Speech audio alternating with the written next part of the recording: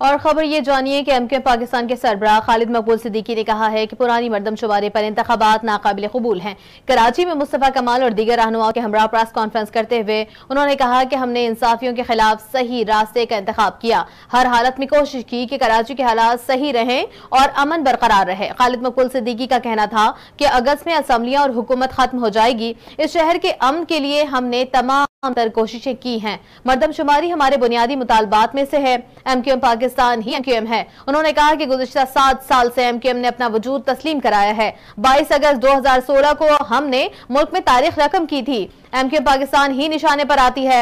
हम अपनी बात और मुकदमे को मनवाने में कामयाब हुए हैं। उनका कहना था कि दर्जन भर लोग एमक्यूएम लंदन के नाम से शहर के अमन को खतरे से दो चार करते नजर आ रहे हैं। हमने 7 सालों में अमन कायम किया और हर मसले पर आवाज उठाई है। हमने लापता और असीर कारकुनों की रिहाई और बाजियाबी के लिए हर जगह आवाज उठाई। एमक्यूएम पाकिस्तान के सरबराह ने कहा, चंद दर्जन लोग शहर का मुकदमा नहीं लड़ सकते। कराची मुंतजर है एक शफाफ, तासुब से पाक मरदमशुमारी के। कराची में वोटर लिस्ट ऐसी बनाई है कि वोटर्स का पूरा दिन पोलिंग बूथ ढूंढते गुजर जाएगा। शहर के शहरी इलाकों के साथ इंसाफ करें, जो वादे किए थे वो पूरे करें।